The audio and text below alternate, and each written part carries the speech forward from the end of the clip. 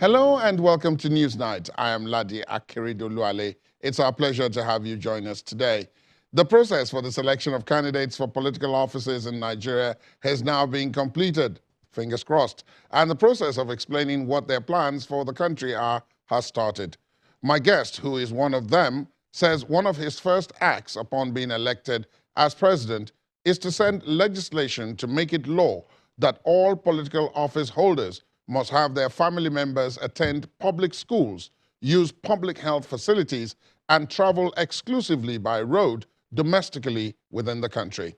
Newsnight talks to the presidential candidate of the African Democratic Congress, ADC, Mr. Dumebi Kachikwu.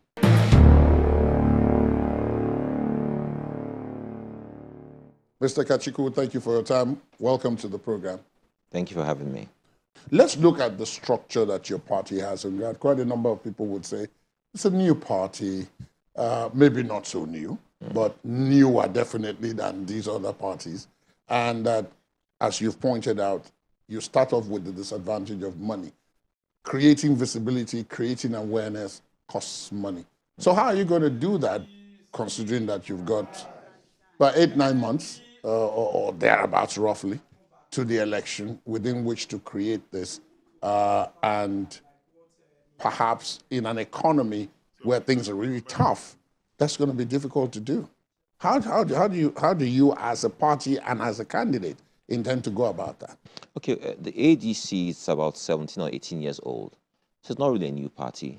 Outside of the APC and PDP, the ADC is the third largest party with structures across the country. Okay, so I'm running on the platform of a party that's actually big.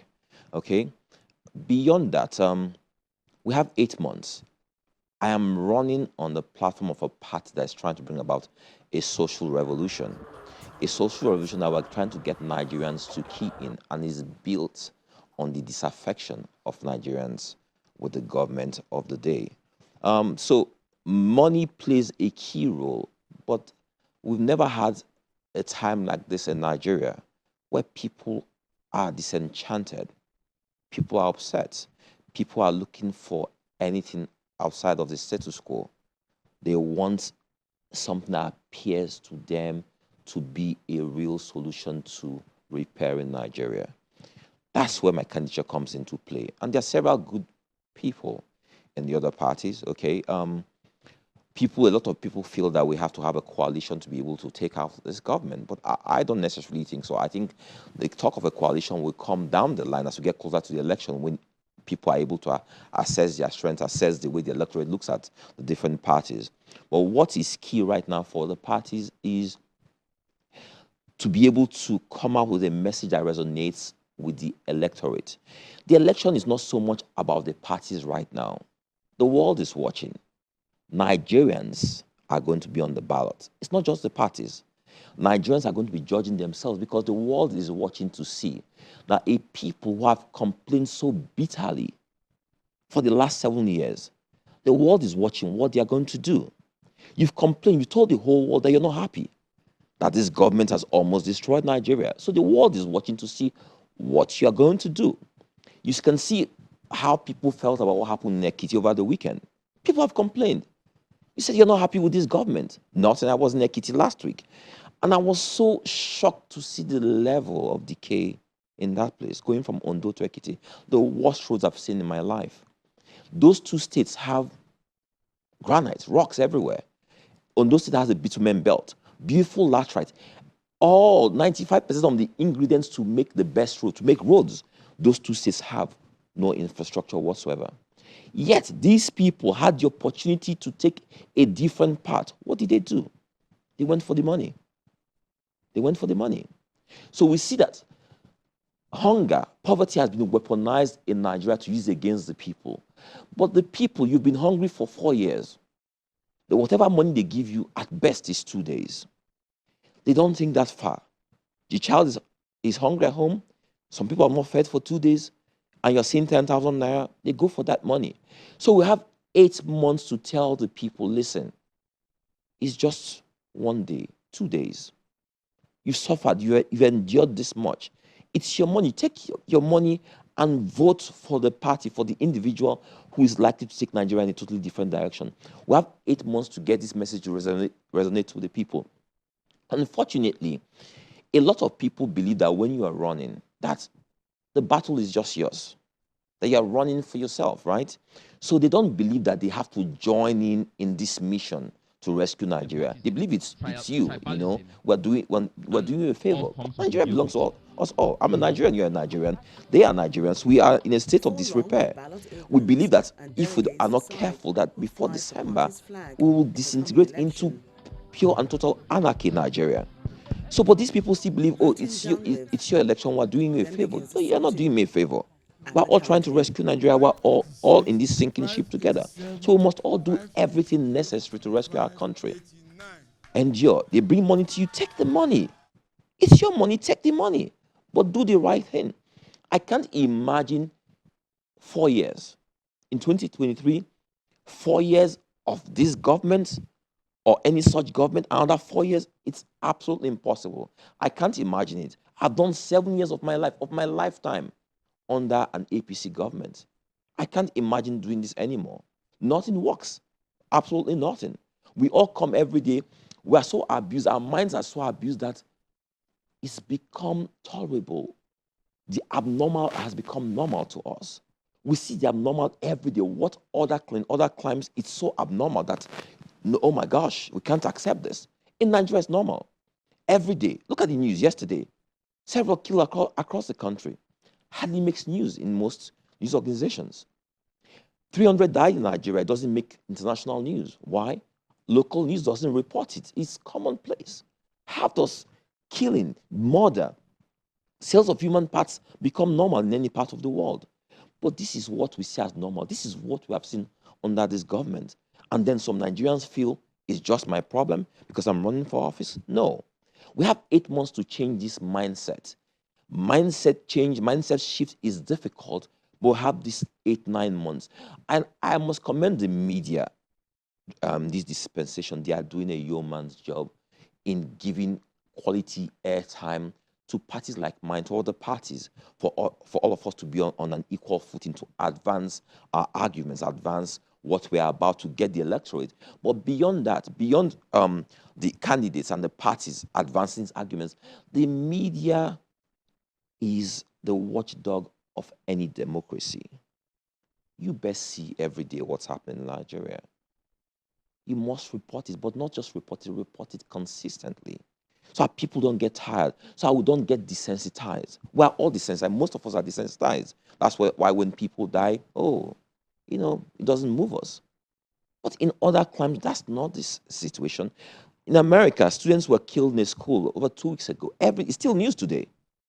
It's still news today. People were killed in our war. They were buried over the weekend. It's no longer news. 300 and something people were killed in Benue. It's no longer news. We had reports in Kaduna State of those who were killed a few days ago. It didn't even make news in most news organizations. This is wrong. We've lost our sense of outrage, our sense of morality. And we are now a nation of sinners in search of a saint. We're all sinners. The way it seems now, which is what you've made reference to when you talked about the incidence of vote buying. We have moved because what used to be our problem was the violent snatching of ballot boxes, people raiding other people's supposed strongholds and all of that. But people have said, well, why would you need to go into all that difficulty when you can simply induce the voter? Yeah. And you've talked about weaponizing poverty as a means towards being able to do that. Yeah. So the voter cannot really refuse the money. But you've gone one step further to say, take the money, but then go ahead and do what you would have done even if the money had not been offered to you. Exactly. How do you intend to get that message across? Because even in the last election, which is the Ekiti one, the off-season election, and in a couple of days we will be in Osun for another election, there doesn't seem to be anyone with a very clear plan towards stopping the vote buying incidents. So the vote buying happens because you have INEC, the security agencies, they're all complicit in this. They see this. They all saw what happened in Ekiti, but they're trying to adjudge that election as fair and fair, right? But the media has a key role to play in this. We must, beyond reporting it on the day of the elections, prior to the elections, we must advocate. We must let the people know what is at stake. We must let them know what vote buying does and how it affects them. And even if they have to take it because they are hungry, that this is what they ought to do. Advocacy is key at a time like this. News organizations, editors, everyone has to come together and say, you know what, this is what we must do, because we're all in Nigeria. We're all affected. I'm here right now. You guys are probably running on diesel. You know how much diesel costs today, right? So everyone's affected. So whatever we can do to ensure that we get the right party, the right candidate in place, we must do. And the media is in pole position to do a lot in regards to this. Let's now come down a bit to some of the brass tacks. You've referenced what many would consider to be the top problem, that of security. Yeah.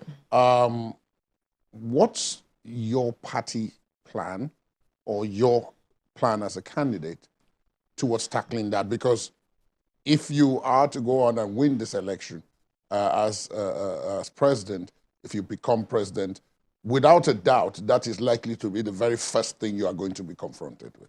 So what's your plan into tackling that? So as president of Nigeria, security will seem to be front burner for everyone.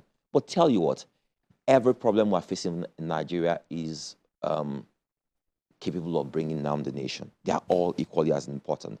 But in regards to security, biggest challenge we've had with this government is the body language of the president. He's had a body language that suggests that he doesn't really care. He's allowed people coming through our borders, right? And these people have taken over our country. We've left large swaths of land for them now that we now call ungoverned spaces. These people have taken over our farmland. They kill our people. They kidnap our people. They rape our women, plunder our farms, and no one is doing anything.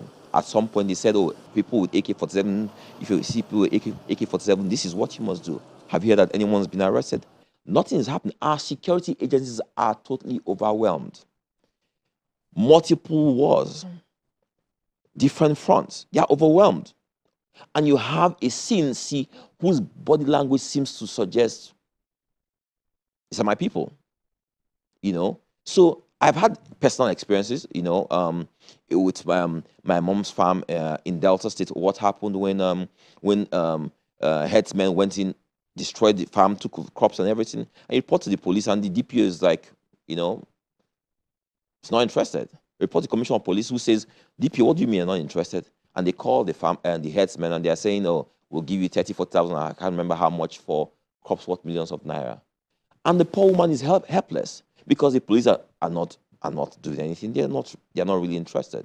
But tell you what, when the Kaduna incident happened, right? They bombed the train tracks. They started shooting indiscriminately into the train. Those bullets didn't distinguish between Christian and Muslim, between Fulani, Idoma, Tiv, Igbo, or Yoruba. The bullets took out people, not minding where they were from. That's why we have to be careful. Our problem in Nigeria should not be, security problem should not be distinguished or divided on the altar of religion or tribe. We have a serious problem where people have taken over our country. We must confront this problem as a united people.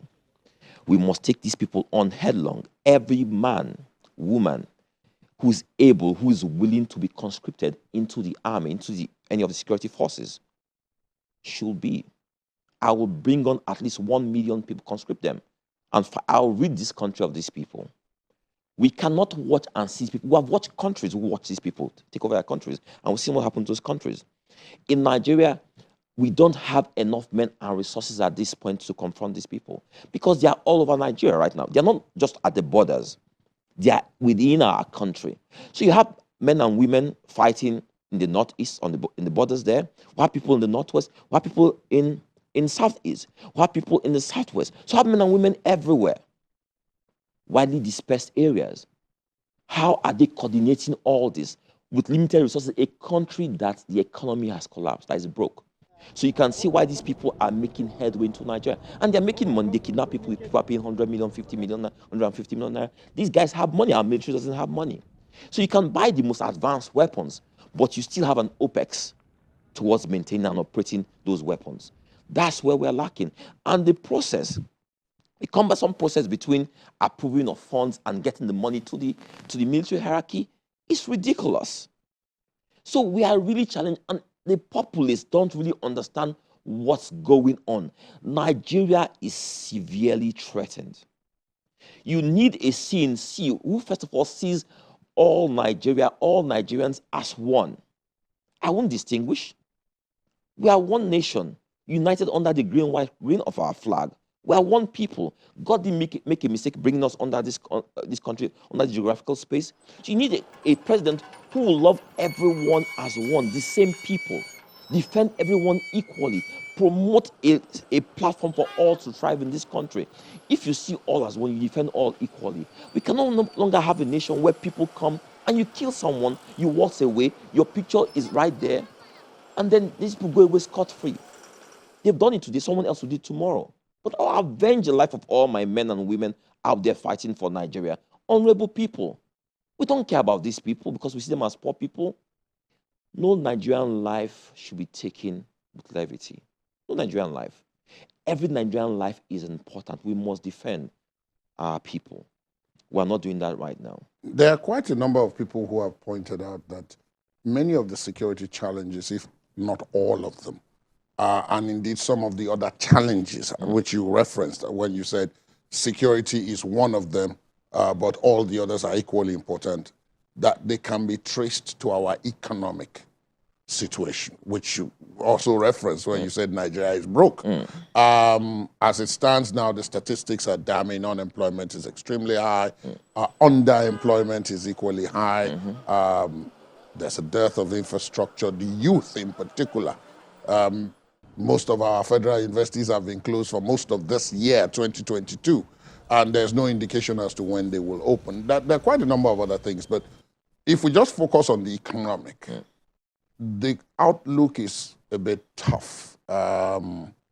What areas of those would be your priority to tackle, to use the phrase where they say low-hanging fruit that you go after first before you now settle for the ones whose results are in 5, 10, maybe 20 years' time? Which would be the first? Okay, so the economic outlook is damning all over the world, right? But more so in Nigeria, where we have an economic team that's pretty much doing nothing. They don't know. They are left from their right. We have a CBN governor who was said to be running for office or interested in running for office, and which affected us. The dollar today is 600 naira to a dollar, to 600 naira to $1 today. So we have major challenges. But we are a nation that is blessed. The population that people see as a liability, as a disadvantage, is our greatest asset in Nigeria today. We have 40, 50 million youths who are unemployed, who can't be put to work. In Nigeria, if you look at the people who come in through the borders from Western Africa, the people who come to work here as maids or as drivers or as artisans in Nigeria, right? The amount of money those people make, because we believe that they have good skill sets. So the people who are just doing from woodwork to POP to glasswork to metalwork, right? We've talked so many times about getting our polytechnics and all these institutions back to work so we can start training our people in these skill sets that enable them to work immediately. And so we can start exporting those skill sets within Africa also, because those skill sets pay very well. We're not doing that. Our polytechnics, they don't even have workshops or tools to actually train these people. We are not certifying these people properly so that they're able to work. So if you look at the quality of work, men we have out there, mediocre, right? So that's one low-hanging fruit. With what happened with the pandemic, we all knew that countries will struggle with food. We all knew that. Nigeria is blessed with fertile land everywhere. We can feed the world. Can we feed the world when our farms are not secure? We can't do that. Can we feed the world when in a situation where our youths feel that farming is for the extremely poor? We can't do that. Tell you what, farmers are some of the richest people all over the world, except in Nigeria. We still talk of subsistence farming in Nigeria, whereas the world has moved into agripreneurship. The business of farming pays very well. We need to look into that, right? In order to get people to go into farming, we need to create an enabling environment, have farm packs for farming, farm packs for processing. We need to look at the value chain from farm to fork, right? We are not stabilizing that value chain. We're not investing in the value chain. We're not vested in the value chain. But all the time we hear billions of naira that have been put into this so-called value chain. If the money is really there, we will see it. We hear that tens of millions have been employed in farming. Where? When people are not farming anymore. That's why food is very expensive in Nigeria. Okay, leave farming right now. Do you know what people can do just if you have access to good broadband? I buy architectural services from all over the world. I don't even know where there are people in Vietnam, Thailand, America, anywhere. You have tons of architects here who can sell architectural services any part of the world. We're an English-speaking nation. We can do, there's so much we can do having the internet as a platform. What's the cost of broadband in Nigeria? Compare the cost of broadband in Nigeria to the cost of broadband in other climes, and you will see how wicked we are to our people. In the year 2022, broadband is a right, it's not a privilege. We keep on talking about roads, awarding contracts, roads and bridges that lead to nowhere. The broadband is the highway of the future. How prepared are we to give our thriving youth the infrastructure they need to operate? Whatever you're doing right now, even this, just being in channels right now, for you to be able to send your content to Abuja or talk, you need good broadband infrastructure. Do you know what the cost is? Do you know how much you pay for one transponder of satellite space? It's ridiculous. So if you have a government that has no clue or understanding of all these things, what can they really do? Take the ports. In the last 5-6 months, instead of reducing the cost of imports, right, have increased the cost. This is the key to building the middle class. But you've increased the cost by 50%, 100% in some cases. How are you encouraging the young person who says, I want to start a business? How are you encouraging that person? When cost of bringing a 20-foot container has gone from 1.5 to about 6 million naira. How? In a struggling economy? That's why you have this inflation. The government has no clue on what to do, so they keep on, we need money, we need money, we need money. Other nations are cutting taxes while raising taxes. But all of this, of course, a lot of the money that would have otherwise accrued goes into subsidies. And these subsidies are supposed to benefit the bottom part of the ladder or pyramid, if you like. So you have government talking about subsidizing to some extent electricity, subsidizing petroleum. As you and I sit here today, we are hearing reports, preliminary as they are, that scarcity is returned again in the nation's commercial capital and in parts of Abuja and a couple of other places. So a lot of money is going to, this year, 2022, about 4 trillion naira is budgeted for subsidies. So one again is looking at that. We're still talking economic as something you will have to tackle, because if you remove that, it has its costs, social and otherwise. So how do you, people have tried it, but it's proven to be a minefield. So how do you plan to do that? So let me ask you, do you feel like you're subsidized in any area right now? Not really, but... Good, you've answered the question. There are no real subsidies here. We have to be honest with ourselves. There are no real subsidies in Nigeria. You mentioned that there are reports. There are no reports. You came to work today. You're seeing false scarcity. They are accusing the the filling stations. We've had queues in Abuja for the last 4 or 5 months.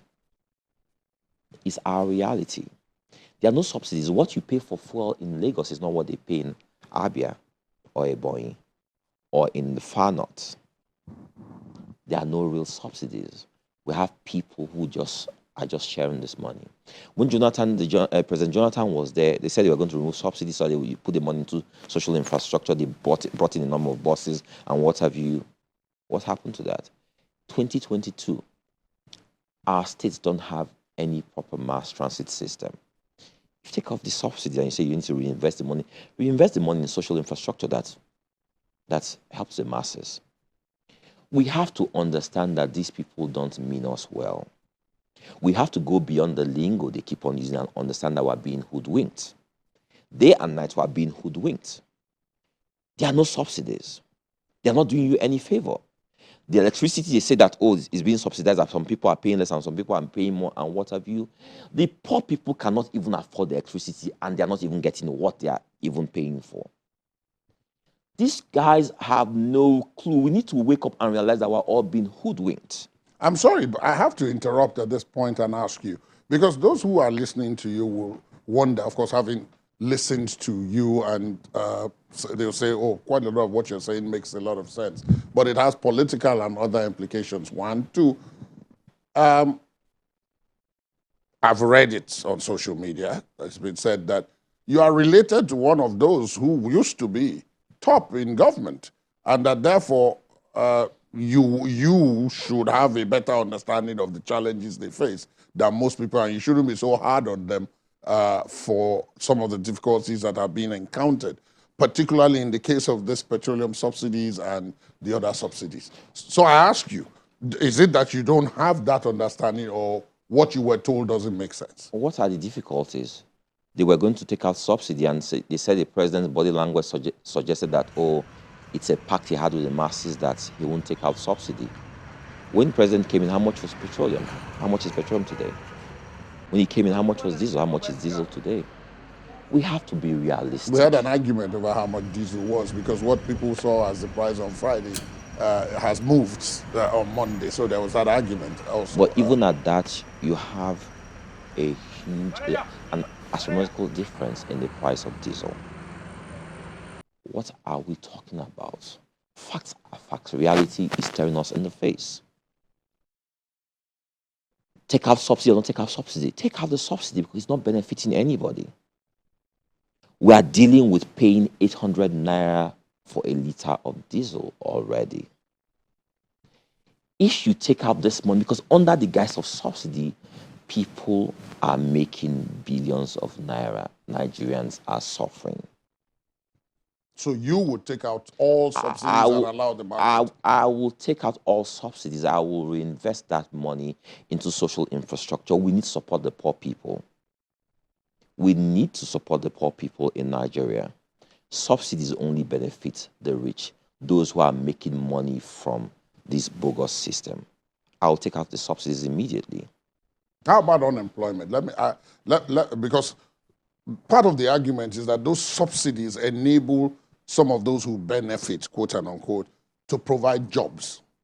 So if you take out the subsidies, those people will be left with no safety nets, and many of the businesses they are currently invested in would not be viable. How that is the argument. What subsidy am I getting as a businessman that is enabling me to provide jobs? Those who benefit from the subsidies are the briefcase billionaires who are getting allocations and what have you to make money from this process. Other businesses, Nigerians don't benefit from this subsidy.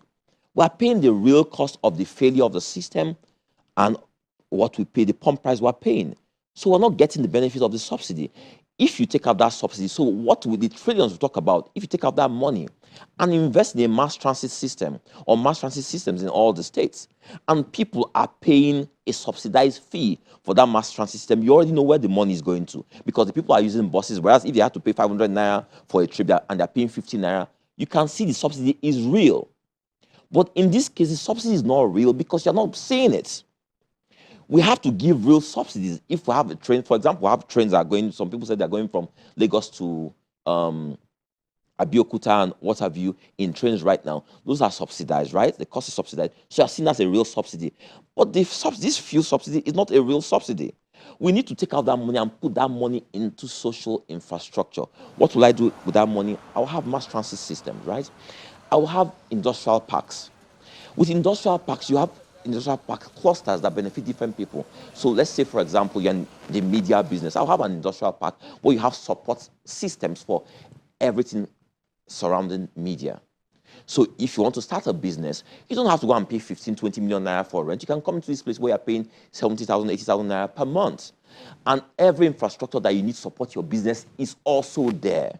So your cost, your takeoff cost is reduced. Same for farming, same for any business. That's what all industrialized nations have done. You need to help people start.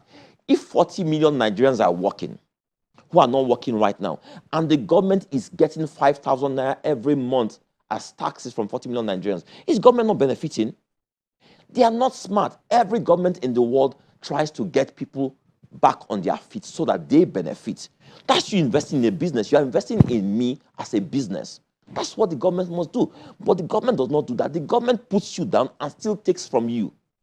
They're killing these people. Now, these youths that they are doing this to, you saw what happened with NSAS. NSAS is just child's play, just preparation for the big day that is likely to come. People stay 2-3 days now and don't eat. People wake up hopeless, helpless, dejected, depressed, not having any solution to their problems. We think they are not real because tell you what, you woke up today, you came to work, you and I are here. You're able to afford to come here today. We are here. But this is not the story of the majority. We don't care about the majority. We don't care about the masses.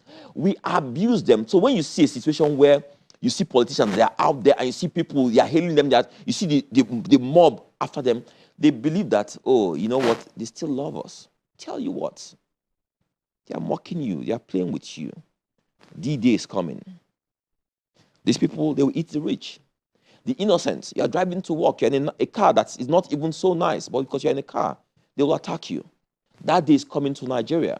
We can't continue doing this. Millions, tens of millions are starving in Nigeria. They see the wanton waste in Nigeria. They see that their government doesn't care. D-Day is coming. We need to do something different very soon, very fast in Nigeria. We need to take care of the unemployed, of the underemployed. We need to take care of the minds of people. Their minds are abused. That's why people kill at will now. A nation where people are selling human parts, they're selling body parts as a thriving business, where people are desperate enough to go and see the native doctors and what have you just to survive. What does that tell you about who we are as a people? We've degenerated. We need to do something about this. I'm not running for office. It's not just politics. We've seen politics for too long. When I leave my business, leave what I'm doing, say, you know what, I need to save, I need to lead a rescue mission for people, for like minds to come and save our nation. It's because I know I'm threatened. My family were all threatened. That's the situation. You are threatened. You know that every day you come to work, you know you're threatened. You see what happens out there. But we are too afraid to speak. We're a nation where a lot of people, even when people don't talk to you and talk on WhatsApp, I don't want them to listen. We're afraid of our governments. Do you know what's happening in the north? They knew the northern region was burning. They knew they were in a dire situation. They were afraid to speak because their people, their leaders will say, oh, don't speak. It's our president. They said that to themselves. Then what has happened now? I grew up in Kano. Go and see what's happening there. Northwest Nigeria, gone. Northeast Nigeria, gone. Southeast Nigeria, gone.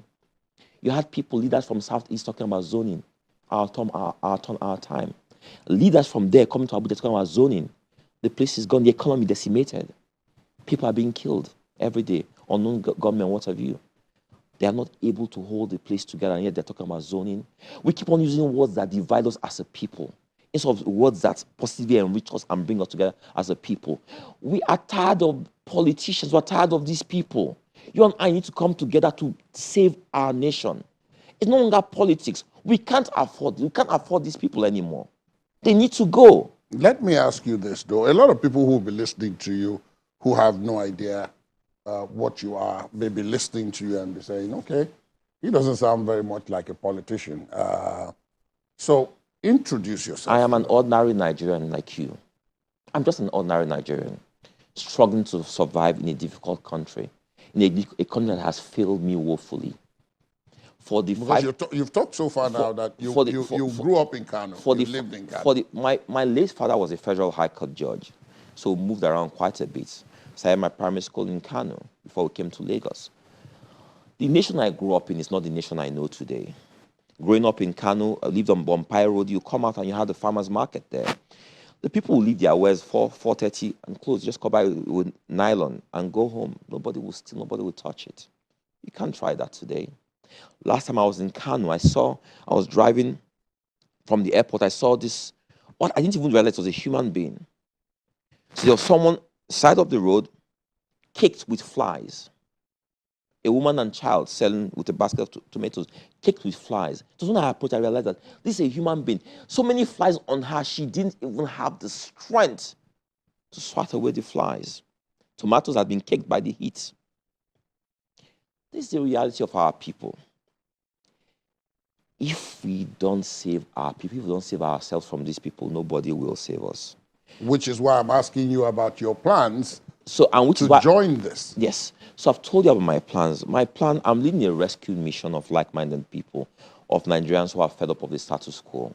We have people everywhere who are willing to work hard, who are working hard every day. They're not getting results because it seems like their country is working against them, their government is working against them. We have to come together to save Nigeria. Nigeria should have world-class infrastructure in the year 2022. We have nothing.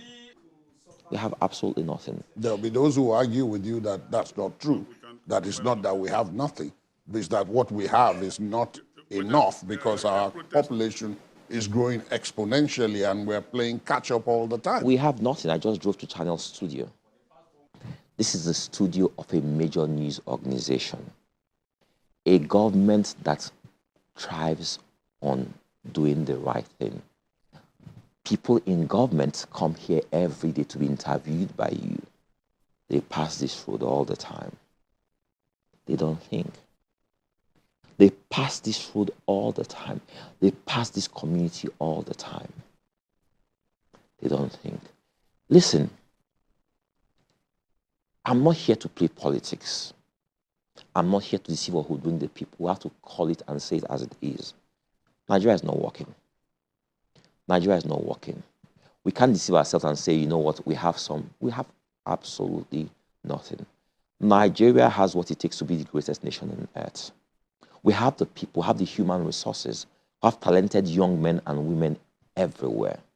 We're a country that demotes meritocracy and promotes mediocrity. What is that? Why do you think that is so? Because we certainly are not doing it unconsciously. We've been doing it for quite a while, if that is correct. Correct. But why are we doing this? Tell me. Why are we doing it? I'm asking you because you are in a position to know. As long as we keep on putting people into office because we feel they look like us, they speak our language, they will get there and promote mediocrity. They will always demote meritocracy. We always say this, that when you enter a plane, you don't care who's flying you. You enter the doctor's office, you don't care who the doctor is. You care that the doctor does a competent job. That's what we ought to be doing now. Going forward now, between now and the election in February next year, you're going to have a tall task because, as you mentioned earlier on in the interview, changing any system, either from the outside or even from the inside, requires a plan, a detailed plan, and it requires resources, both human and material. And many in your position start off from the disadvantage that these resources, whichever they are not plentiful enough to immediately activate and put all this, except other people come together. We have seen this attempt in the past. In 2019, there was an attempt of like mine. Some people even called it the third force, to say, look, let's see if we can put an alternative together to these others. It founded on the basis of ego, on the basis of differences in opinion about what priorities should be, about ethnic and religious sentiments. So people listening to you today will ask the question, why should they think that this one is going to be different? What arrangements do you have mentally and possibly in a plan to see that all the like minds you have spent a great deal of this interview talking about and about how grim the situation is, that this must happen now, otherwise there may be no further opportunities beyond now will happen? It's very simple. So missions like this have always floundered, right? Because there's never been a vision. We've never had a government that's come and had a clear-cut vision that unites all Nigerians. People rally around a vision. That's the biggest mistake we're making in Nigeria. There's no vision. The vision unites the people. The vision gives them purpose. The vision gives them passion to pursue that purpose. What's the vision? So where there's never been a vision, you cannot have provision. What's the vision of ADC? It's a vision that says that Nigeria is one indivisible country. It's a vision that says that we're all equal before the law. There are no two laws for the rich and the mighty. It's a vision of shared prosperity for all. It's a vision that says the weak, the poor, the elderly will be supported. It's a vision that says that Nigeria is a country deserving of world-class infrastructure. It's a vision that says we'll do everything as a nation to promote meritocracy. It's a vision that says that all Nigerians who are willing and able to work will be supported to work. It's a vision that says that we are one indivisible nation united by a love of humanity. No tribe, no religion, no tongue is more important than the other. It's a vision that says that our children cannot be at home while two parties are contending endlessly. It's a vision that says our borders must be secure, our roads secure. It's a vision that says that I, as the president of Nigeria, will not sleep when my citizens are in kidnappers' dens. It's a vision that says that the economy will work for all and not for some. It's a vision that says that our farmlands will feed the world, but feed us first of all. It's a vision that says no Nigerian should be hungry in the midst of plenty. Our vision is a vision that unites us all. It's a vision that's taken all our common problems and turned it around to the positive for us to unite ourselves. If we don't have a vision, we can never rally around anything. We'll have disparate missions. All good men and women who want the same, I believe we want the same. This is the opportunity to rally around this rescue mission. We can't afford to get it wrong in 2023. I am scared that we might not even make it to 2023 because people are struggling. As I move around during this political dispensation, you get to see more what is going on. The Nigerians are suffering. Nigerians are suffering and they don't have the voice to cry out. Nobody is championing their cause. Politicians, sadly, don't care. We owe it up to ourselves to start sounding this warning. Nigerians are suffering. Our president didn't hear this. People have lost loved ones. They are bitter. They are angry at society. It's there in them as we speak. Those who are hungry, I live in Abuja. Every day I see young people roaming the streets aimlessly, looking for how to feed. Nobody looking out for them. Nobody championing their cause. Nobody cares about them. We're driving our big cars every day to and fro from work. We don't care about these people. When they start killing, then we start screaming. We saw how people kill our security agents during NSAS. They didn't care that those people are also victims of a failed society. Why nationwide minimum wage is about 30,000 naira. 30,000 naira, less than $100. What's the cost of transportation every month for the average person? For you. What's the cost of transportation? We're a nation that doesn't care. We cannot continue this. We are all affected. I pray that it never happens one day on your way back home, or you are not at work and you hear that your child has been affected. 2 years ago, I believe 2 years ago, I was in the studio in my office with one of my workers when he got a call that his wife was hit on the airport road. She was knocked down. We ran to the hospital, Federal Medical Center. I watched this young lady die. I watched the doctors, the medical professionals who were there, who were ill-equipped to do anything to save that life. And after a while, you see that they have become so desensitized. Nobody cares for them. As at that point time, they had not been paid for 3-4 months. The hospital was full. I watched this young man watch his wife die because Nigeria failed her and failed him. He now has to bring up a child, a daughter, by himself. His story is not unique. It's a story that is the norm across Nigeria. All our institutions have failed. We know it, we see it. We have talked for too long, we're tired of talking. We now choose to accept suffering as the normal in Nigeria. Though maybe Kachikwu refuses to suffer anymore. I choose to speak, I choose to fight. I choose to stand to be counted. I won't accept this anymore. My first communication with the National Assembly when I'm sworn in as President of Nigeria is to send a bill that's called the Nigerian Patriot Act. It's a bill that says, if you're in public service, your family members must use public hospitals, public schools. If you travel within Nigeria, unless it's an emergency, you travel by road so you can experience our beautiful roads. Your children, your family must use the same infrastructure, same facilities the common man uses. You won't have a borehole in your house. You must use water. If there's water, you use the water. You won't have a generator in your house. We must all share equally in our problems so that jointly we can solve our problems. If we don't, we'll continue perpetuating this gap between the rich and the poor. We can't continue, we can't afford this. Electricity is not nuclear science. Generating, distributing, or transmitting electricity is not nuclear science. The problem is that those who are there don't care because it's only the poor that are suffering.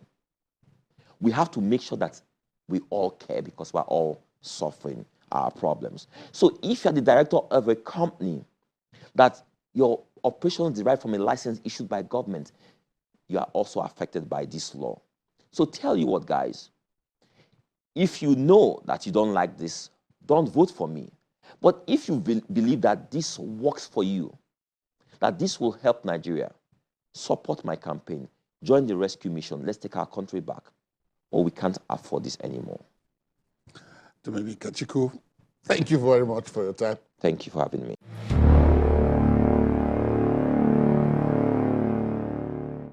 That's our program today. We would, of course, like to hear from you on the conversation. Our social media handles are right there on your screen. You can also listen to this and previous episodes of the program via our podcast. Please visit our website, channelstv.com/podcast to get started. I am Ladi Akeredoluale. Goodbye.